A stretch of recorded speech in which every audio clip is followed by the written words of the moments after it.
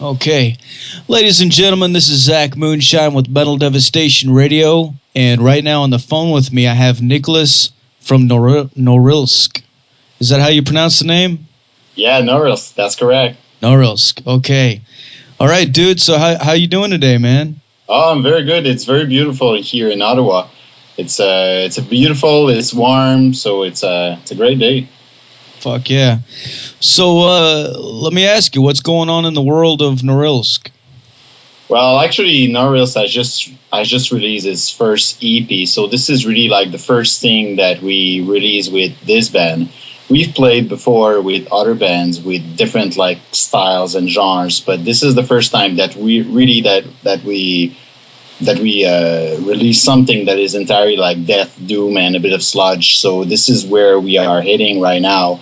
And this EP that we just released includes 3 tracks, and this is really for us like the first chapter of a new journey, because we also recorded an album which we intend to release later, hopefully this year. And this is why this EP that we just released was so important for us. Yeah, kind of like a teaser of what's to come, huh? This is correct. This is correct. So this is a teaser. This is also like to show people in the metal community in general what it sounds like, what it is, and also like to prepare the grounds, right? So you spoke about a teaser, but that's also for like if we want to get some more coverage, or if we want to get some distribution, maybe get the help from a label to do that. Well, it's always very helpful if we generated some traffic on the websites, and if people already know the name. So this is like the whole marketing plan at this point. Right on, man. Well, yeah, definitely. Once I've upload this interview, I'm going to put it on the website and everything. We'll put a little a feature for the EP and everything. That's much appreciated. For sure, man. So let me ask you, how long have you guys been a band, and how did you guys get this started? Well, actually, Nick, the drummer, and myself, actually, it's kind of confusing because we're both Nick. We started playing together in another band, which is still like on and off. It's a band called Damnus. And it's more kind of a Paradise Lost style mixed with like old Amorphis or things like that. So it's kind of old school. But this time around, we really wanted to start another project. Actually, I was pulling on my end of things. I said, like, I really have all these ideas because I listened to a lot of funeral doom and all these things, and I wanted really to go into that direction, which we couldn't really do with that other band. So I said, like, what about like I write all these songs and we see from there if it makes sense. So this is how actually Norilsk started. Really come like it's just as a continuity of that other band called Damus, but really like it's an entity of its own. So this is how it started. I think it was something like maybe 2 years ago that we started like writing the songs and sharing it and exchanging ideas on it. And Nick is really good like with orchestration and arrangement and all these things. So it's very good for me to be working with him because he comes with all of these ideas about, and he's also very critical about what's working and what's not. So it just came naturally, and it was really fun all the way through to do that. But we actually went into the studio about a year and a half ago to record that EP and the album as well. So this is when really like things started like taking shape.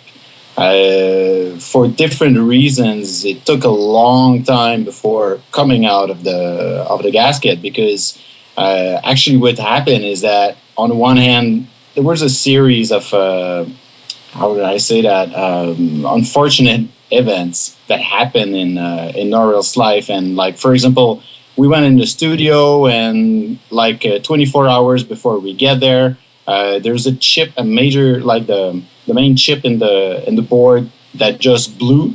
So they had to repair the whole thing. So the project got delayed here and again. And another time while we're in the studio, well, a guy who is doing some solos on the album as a guest musician. Like he contacts us and says, "Oh man, like the singer in my band just committed suicide." So all the way through this process, we really felt that Norilsk was cursed with the curse of doom, you know. So, for example, the first morning when we really went into the studio, the drummer's basement flooded. You know, we're in Ottawa, so it's all like very cold, and the springtime, sometimes if your pipes are freezing inside your house, things can just like blow and inside the wall. So he had all these crazy adventures which he never had before with his house. So we really feel that there's some kind of spooky adventure throughout this journey, and this is in big part like what happened with Norilsk, and the reason why it took so long before coming out with that. If I may, there's something else that happened too that really pushed even just the release of that EP further, and that's the whole copyrights issue. As you know, there is a Voivod cover on that album. Yes. And we're super organized. We want to do things by the book. So way in advance, I found the publisher, contacted the guy. He says, "Yeah, no problem." Just to make sure I made all of these other separate requests also to the band, making sure that everyone's agreeing, that we are very transparent with things. Everyone's happy with it. And when we get there, when the song is recorded, when we come to send the final form to say, okay, here we get the final license to use it. Well, the publisher just realized he was not representing 100% of the copyright. He only had something like 75%, and the other 25% of the copyright was unlocatable, which sent us on another journey to find the copyrights and make some requests for unlocatable copyrights. Anyway, I learned so much doing that EP. It's incredible. It was fun, but it was just way longer than it should have been in the end. Wow. Yeah, for sure, man. That's it sounds like there's definitely something trying to keep you guys from putting this shit out. Yeah, exactly. But in the meantime, we also started putting the final touch on the album that will follow, and we got some help here and there also with Asher Media, who is our publicist at the moment. And so we kind of know at least where we're going with things, and we have a good network also in the area. Well, I've been living in Montreal for about 10 years, so I still have a lot of contacts over there, and here in Ottawa, we've been here for a long time. So therefore, as promoters, as fans of the scene, we're always out seeing shows. So it gave us enough time, just to pass the word around and to circulate these. Now we're circulating the CDs officially. Yeah. But putting a CD out takes so much work and so much time. And you can do it very fast, but at the same time, it's also good doing it the right way. I mean, we're serious about what we want to do with this one. So, yeah. So well, I think, as hard as you say it was to get that Voivod track on here, I wonder if anybody else has been able to cover that song or. For this one, to be honest, I haven't seen anyone else. This is from an album. Well, I'm not sure if you're familiar with Voivod discography, probably to some extent, but this is some kind of obscure period in Voivod. This is probably coming from one out of two albums that were the darkest of Voivods. And it's also a period when, they had Eric Forrest or E-Force on bass and vocals. So they were working as a three-piece rather than as the traditional band that they were previously and after. So it's really some kind of obscure and weird period in their discography, but somehow it has an element to it that was, not only darker, but also harsher. Some people say there's an element of death metal into these albums, and it's really a period where I do remember seeing them live and saying, oh my god, like that's the new shit. Like they just transformed themselves, they reinvented themselves, and they're bringing something very interesting, whether you like it or not. And for this reason, this album Negatron from Voivod really spoke to me at a certain period in my life. So I think covering this song just made sense more than any other a song from any other album.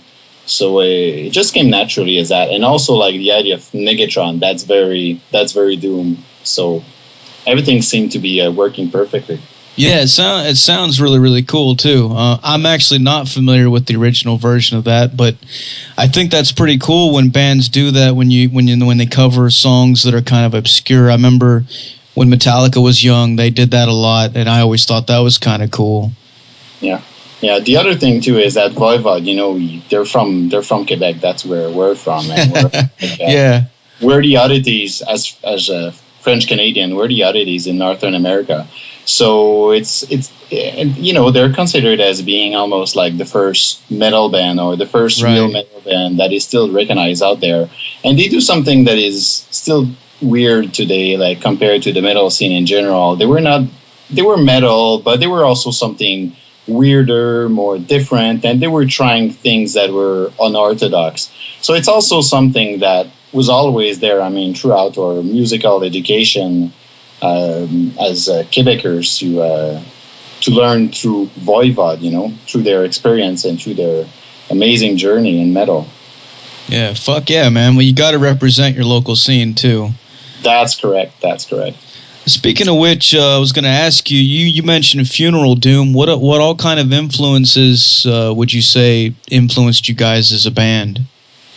Funeral Doom is one of these genres that was really influential. Like people see in Norilsk a lot of My Dying Bride, but it's really, really not the gothic side of My Dying Bride that influenced us. Yes, there are some clean vocals to some degree, but really where these clean vocals come from, it's more from the Thurgoton side. And Thurgoton are Finnish band that actually like they brought like this Funeral Doom, which was very, very like obscure, I suppose, in Northern America. And I discovered them lately going through all these funeral bands, and some of them were constantly like mentioning Thurgoton as their inspiration. So a couple of years ago, I just found them and I was like, oh my god, like now everything makes sense. And that's where I found like these kind of clean vocals here and there in the mix. Basically, like this American band called Azunder, not sure how you pronounce it, but was just amazing. So it's more where it comes from. But of course, like there's always this My Dying Bride, like the original My Dying Bride, which was more like really like it's based on the drum, the drum pattern and some very depressive riffs. So there's a lot of that into the mix. There's also a bit of influences, I suppose, coming from, I'm not sure if you call it sludge, post-metal, or all of that, with bands like, for example, Isis, Neurosis, Cult of Luna, but the origins of where these bands come from, not what they become later, but the original statement that they brought to the metal scene, saying hypnotism is really something interesting. So you find an interesting pattern and you repeat it in the background, and then there are some layers that are happening there. So it's also something that influenced Norilsk a lot. Very cool, man. I was going to also ask you, for all the people out there listening, what kind of lyrical themes would you say are on this EP, or what to expect on the album? Yeah, actually, well, first thing I have to say is that songs are in English, some others are in French. The themes we have on the album and on the EP are themes of demise, themes of isolation, but also identity and collective memory. I mean, these seems to be like more intellectual stuff, but we try to make like the connections about what we kind of forgot as a society. And we also make analogy to speak about these themes through, for example, like geography or mythology. So this is why, for example, the song Iapetus is almost like mythological about the divinity of humanity and making connection with Japetus, which was also the name of the Atlantic Ocean before the Atlantic Ocean. So it's also trying to connect like these two things and speaking about what we've kind of lost and what's underneath where we are and who we are. So that's the kind of these are the kind of lyrics that we have on the album. Very cool. Now the album artwork, how did you guys come up with that? Yeah, again, like I work in the I'm an architectural historian, and I go to a lot of archives and different things. And I knew the work of this, I knew this photographic collection of old pictures from Montreal. And this is actually a black and white picture of the port of Montreal. And if I remember correctly, it's around 1884. And it shows actually something we don't see anymore. And this is an ice chauve. And back in the days when, every spring when you would have like all the ice breaking, it will simply accumulate in the ports of any kind of Nordic cities. But this is not a sight or a view that we see anymore. It's something that we kind of forgot. But when you look back at these old pictures and you see it, it's almost eerie. I mean, it's out of this world. And again, like it doesn't look like Montreal of today because of all this ice that is literally, I mean, it's blocking the port, it's blocking the life, it's like a major crisis. So we found that pretty cool. It's very dramatic, so it sounded perfect for something that is doom death. It's also a black and white picture, very, very neat, with all these little black figures that look almost like ghosts or, eerie figures again. So we felt there's really something happening in this picture, and superimposing a layer of our music onto that picture really brought something to life. So this is how it came to be. It definitely goes along with the music too. That's what I was going to say. When you're listening to these songs and you're looking at the album cover, it feels very cold and very dark. Yeah, which is the way it sounds too. Yeah, exactly. But at the same time, there's also a bit of light. It's not like I'm a big fan of evoking, but it's not like the depth or the kind of cold caves that you can feel when you listen to an Evoken album. It's more probably like a little brighter at the same time. Yeah. Now, the band name itself, Norilsk, how did you guys come up with that, and what does that mean? Well, Norilsk is actually a city in northern Siberia. I'm a big fan of everything that is like either Orthodox or Russian and different in culture. I'm not saying that I admire what they're doing at the present time, but about the culture in general. Yeah. And Norilsk is actually, if you had to pick, one of the most polluting city in the world, it would probably come like, if not the first, it would be in the top 5. Norilsk is also that weird city because it's located like proximity to the Arctic Circle, and I don't think there are any other major cities like this one in that area. I mean, we have northern cities in Canada, and there are some other northern cities in Scandinavia, but this one is really northern, and it's all based on mines. So again, there's this theme of producing metal, So all in all, the idea of taking our name from a northern city, because we speak about identity, so it adds some kind of it kind of made sense. It's also the geography, it's also the coldness, it's the pollution, the whole heaviness of a city like this one that made sense for picking the name. That's very cool. Now, the area where you guys are from, what can you tell us about the metal scene there, the local scene? What's it like? Yeah, for sure. Actually, we are located on a, if I can call it like that, it's a border city. It's a city that is called Gatineau, but it's also in the area of, I mean, I'm a few like 100 meters from the city of Ottawa. That's why sometimes we say we come from Ottawa, because it makes more sense in people's mind that don't know Gatineau. So Gatineau is on the Quebec side. So this is the French-Canadian province of Canada, and across the border, it's Ontario. It's definitely like Ottawa is the capital of Canada.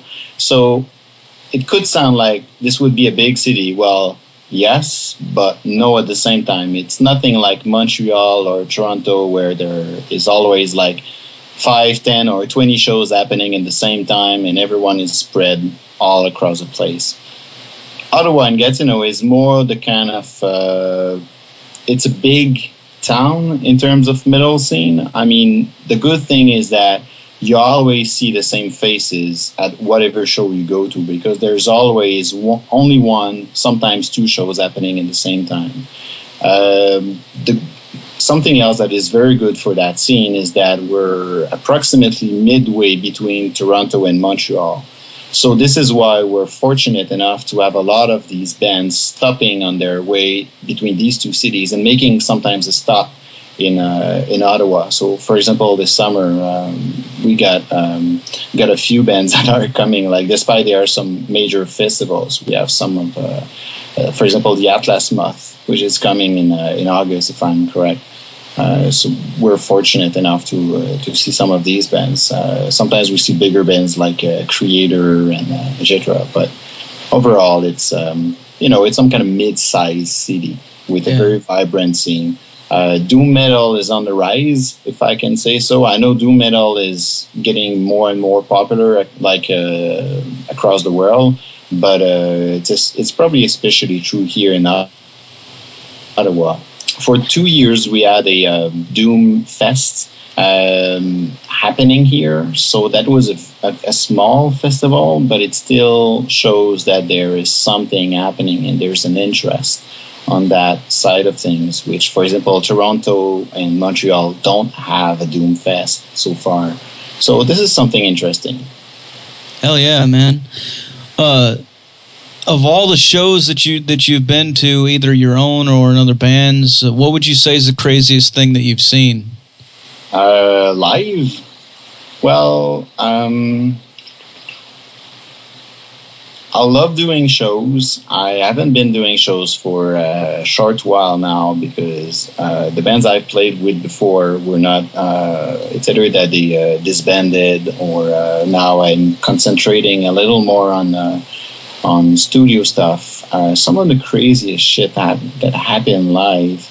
There's always, sometimes you get to a remote city, for example, in northern Quebec, and then obviously you get into these bars, you play your show, and just happen that it's some kind of redneck place. So there's this guy half naked and is sitting in his truck, and he just doesn't like, long hair dudes, and he just decided that he's going to rule the place, and he's going to show us that we are the outsiders. So that's the kind of stuff. Like, this guy, I correctly remember him, because he was so drunk, and we were, after the show, you just chill around in the parking space behind the bar, and you just put your gear back into the truck, and he was just like, he simply didn't like it. Like, we were not part of the local, so he just decided to drive on us. I mean, to press the gas and just to drive on us, just to say, hey guys, get out of the way, like, get out of here. So that was kind of weird. But I mean, these are isolated events. Like, there are rednecks everywhere, but yeah. I definitely know what you mean, man. Mm-hmm. So Nicholas, tell me what are you guys' plans for the future? Besides, I know you're planning on putting out a full album. Any touring plans or anything like that? Yeah, right now we are mostly a duo. The plans right now, we are putting together the live band. So we have two guitars player that will join the fold. So these two guitars player will help really making this band a live act as well.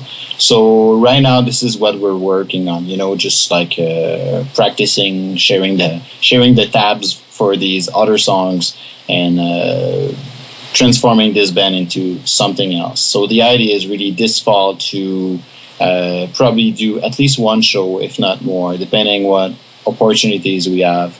And after that, release the full-length album. And this means that when we release the full-length album, we'll be ready to, to take shows at different places. Having said that, if we were playing death metal or if we were playing, other types of metal, it kind of makes more sense to be touring with the kind of music we're doing, because it's not that popular or it's geared towards only certain festival or certain events. We might not be touring at the present time. The idea is really to play key events. If we have an invitation, to go to I don't know where, but we will do it, because this is really something we've been doing before with other bands or something we are interested into. It's simply that we'll probably see first what is the demand for Norilsk before, touring too much. Cool, man. Well, we'll definitely keep tabs on what you guys are doing, and whenever that time comes, we'll share that information with everybody. Well, this is very, very appreciated, Zach. Yeah, no problem, man. Well, Nicholas, I'm about out of questions for you. Is there anything else that you'd like to tell all the listeners and your fans out there that are tuned in? Well, probably the usual stuff. I mean, thank you a lot for listening to what we're doing, to discovering new bands. But thank you a lot for Metal Devastation for just like giving us this opportunity and talking about what is Norilsk. So again, thanks to you, thanks to the fans out there, thanks to everyone for supporting your local scene. Everything starts there. So yeah, these probably would be my last words on that. No problem, dude. Got to give a big shout out to John Asher too for hooking you guys up with us, man. He's a good promoter. Oh, he's excellent. He's excellent. If you haven't met him in person, he's also a very, very, very interesting guy. Very cool. All right. Well, Nicholas, before I let you go, can I get you to make us a station tag? Yeah, with pleasure. All right, man. Just say your name and you're from Norilsk and you're listening to Metal Devastation Radio. Yeah, for sure. You ready? Yeah. Hi, this is Nick from Norilsk, and you're listening to Metal Devastation.